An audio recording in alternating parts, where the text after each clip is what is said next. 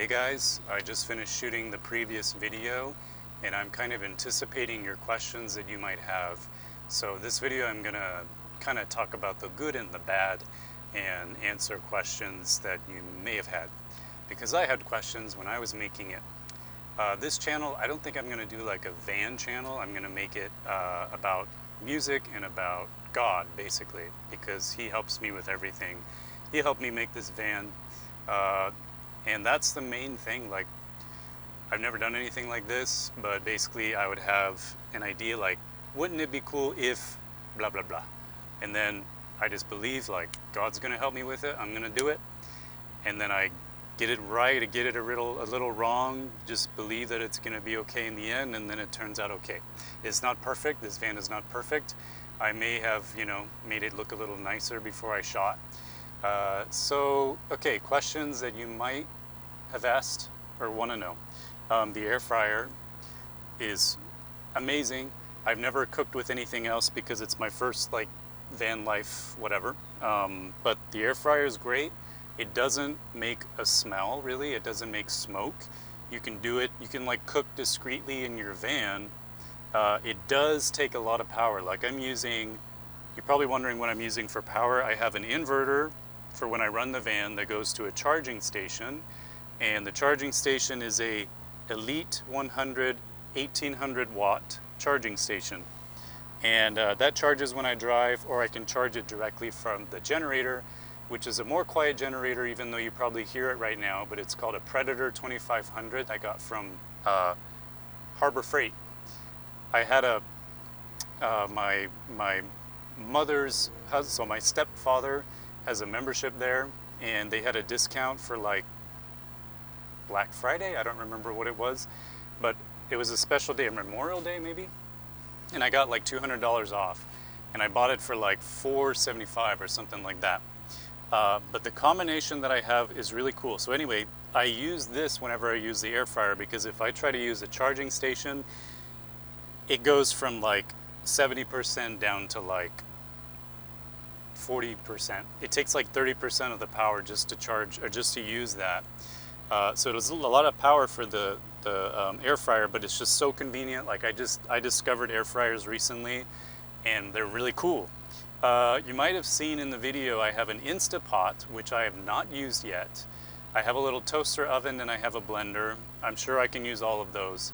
I have used the blender and the toaster oven in the van, and they work fine.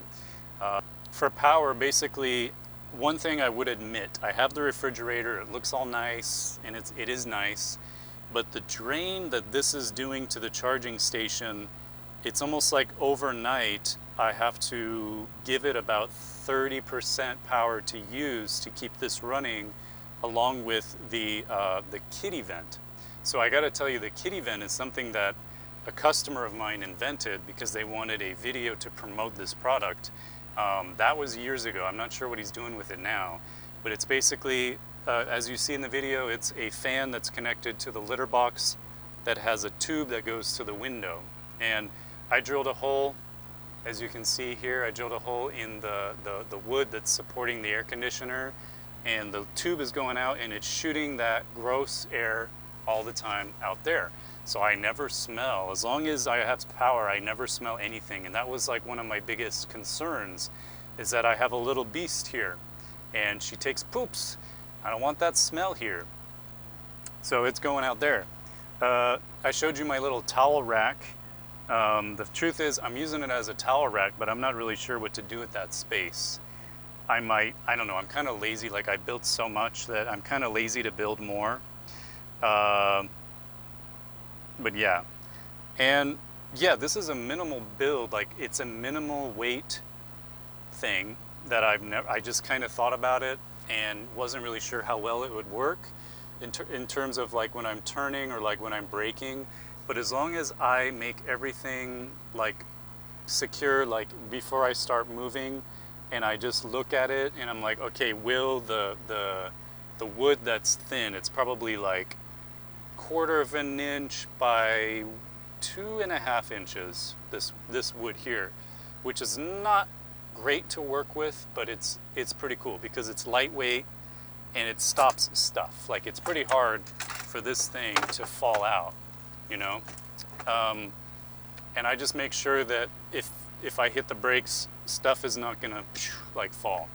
It doesn't have the power to like accelerate super fast, so it doesn't have to, I don't really have to worry about it falling that way too much. Back to the refrigerator, I'm gonna replace it. I also have a Yeti cooler that was given to me, and I'm thinking I could really use that 30% power that I use, or maybe it's 25%, and I would like that, so I'm just gonna use the Yeti cooler. I'm probably gonna take this refrigerator out. So for Wi-Fi internet, I have a plan where I can use a hotspot on my phone. I also have a thing where I can connect a USB to my laptop, and if I want to watch something, my phone has unlimited internet. My hotspot has like 10 gigs or 15, I don't remember, of hotspot. So if I want to watch something, I just plug it into my phone, open it on my phone, and then I can like project it onto my computer to watch it. Eventually, I'm gonna get a projector that goes from here to there, like a small projector. So yeah, basically this bed is full size. It's 75 long and 50 wide, and it does convert to a couch, but as you can see, this van is very, like, it leans down that way, so it's not comfortable as a couch. I can have this cushion up, and it's kind of cool, like if I'm laying down and I got that little weight support there and I'm reading a book, but it's not quite working as a couch for me because I'm 6'1". So if I try to sit, I hit my head. The thing is though, because I replaced the top, there's this support here where the top used to be. Basically the top of the van used to be here, and now it's up here. And it was too tempting to use this gap to support all the shelving units that I put. So that's how it is, you know. I don't really have a couch, but like I can kind of make something hybrid with this thing, and then I can sit in my rotating chair, which is amazing. The rotating chair is so cool. I can drive, and then I can stop, and then I can rotate it, and then I can sit down and I can just start like editing.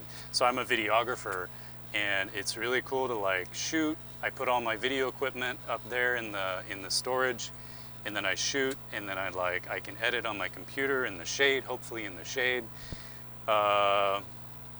Anyway, this thing is actually not done. I did my best to cover these foam mattresses with this cloth material, but it needs to be sewn, and I'm gonna make a Velcro thing so it's like a cover so it takes off. So I kind of made the video prematurely because I wasn't quite done with doing that.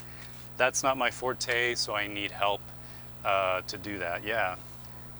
What would I do differently if I were to do this again? So I'm not sure, but like basically the topper is styrofoam. I didn't want to do the thing that I see a lot of people do. They build this whole like frame on the sides and all up top so that they can put more, because I'm 6'1" and I don't want to hit my head. So right now I can walk and I'm looking down when I walk. If I try to go straight, I can like push my way up, so I can, you know, I'm still kind of pushing against the insulation, but I can walk through it. The thing is that there's no wood or anything in the topper.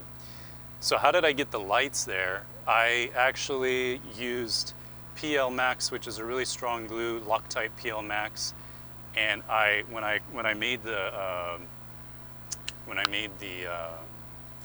insulation, I covered it with the sheets, and then I put places for the lights, and I put the glue, and I basically pushed it up, and then I put support to hold it up, and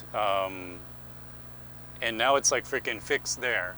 The thing is that if the lights break, or like if they run out of life, I can't do anything. I didn't think about that until I put them up. All I can probably do is like maybe, I'm not sure. If I get a way to like get a knife in between the insulation and like so that I can attack the glue, maybe I could get the lights out, or maybe there's a way to replace LED something, I don't know. So I don't know what to do about that. I thought a question you could ask is, how am I liking van life so far? I think it's freaking cool. I think it's amazing. I feel like I'm cheating the system. I don't like paying rent, and I decided I'm not going to pay rent anymore. I want to save the money for rent. And I bought this van. I'll get into the price because you might want to know about prices, but I wanted to save more money, so I decided to do this. Okay, so let's talk about the prices I paid. So this was all under 10K. Probably the total is about 7K 500, maybe 8K.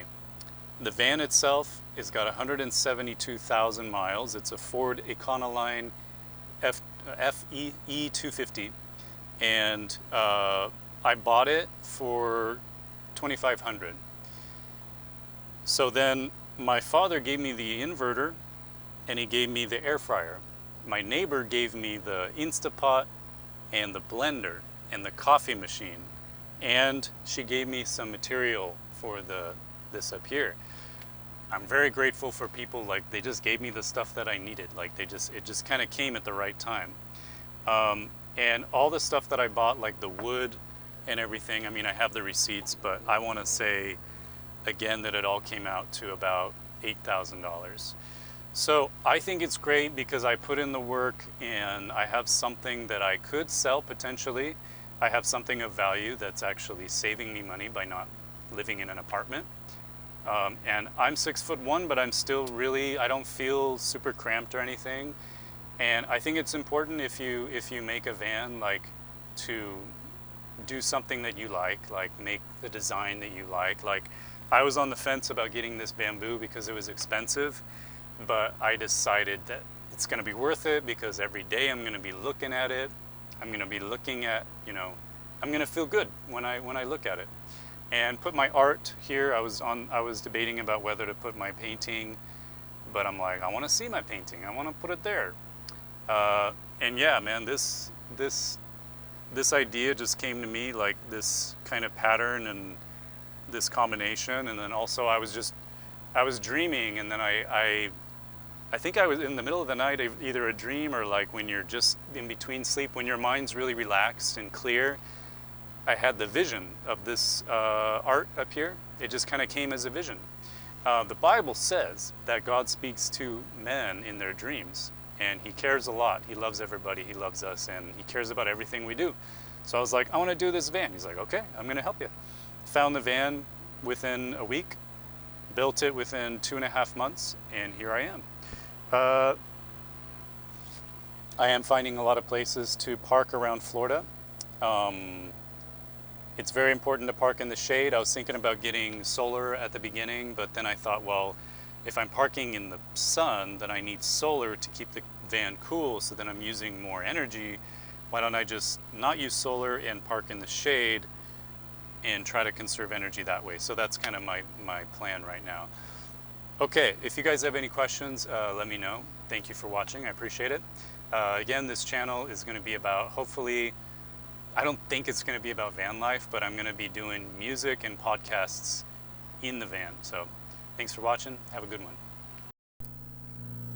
Guys, I forgot one question. You saw the eggs in my air fryer, and you probably saw that I'm not that good about making the food. Like, I don't know what spices to put on it or whatever.